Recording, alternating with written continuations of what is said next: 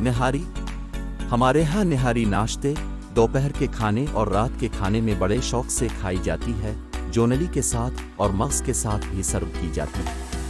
گھر کے مسالوں سے نہاری آسان طریقے سے فوڈ لورز کے کچن میں کیسے بنائی جاتی ہے، چلتے ہیں فوڈ لورز کے کچن میں۔ 1 کلو گوشت بیف بڑے سائز کی بوٹیوں کے ساتھ، 1 کلو ہڈیاں جس میں 2 نلیاں شامل ہوئی سے نہاری کا ٹیسٹ بڑھ جاتا ہے۔ نہاری 2 اسٹیپ میں تیار ہوتی ہے۔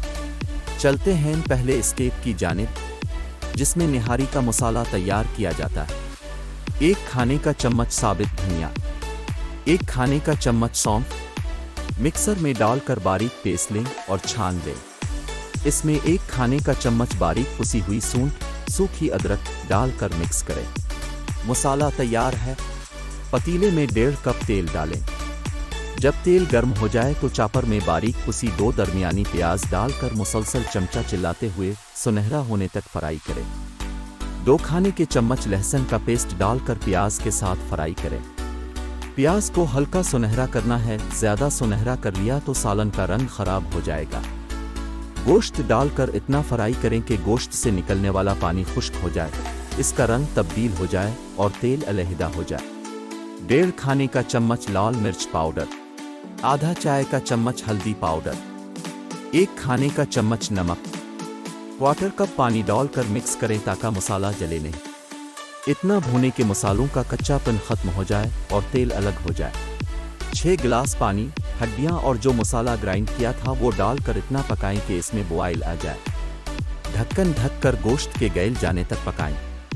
اسٹیپ 2، 1 پیالے میں 1 چائے کا چمچ سفید زیرہ، 1 چائے کا چمچ کالا زیرہ، 1 چائے کا چمچ کالی مرچ، 7-8 لونگ، 2 بڑی الائچی، 8 سبز الائچی، 2 چھوٹے سائز کی دار چینی، 2 بادیان کے پھول، 2 پپلی جو نہاری کا اہم جز ہے، 2-3 تیز پات، 1/4 چائے کا چمچ جاوتری پاؤڈر، 1/4 چائے کا چمچ جائفل پاؤڈر، 1/4 چائے کا چمچ ٹاٹری۔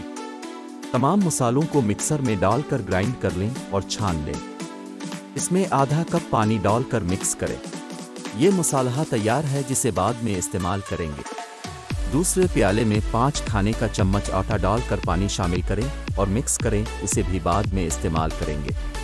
2 گھنٹے بعد گوشت کو چیک کریں گے کہ گوشت گل گیا ہے یا نہیں۔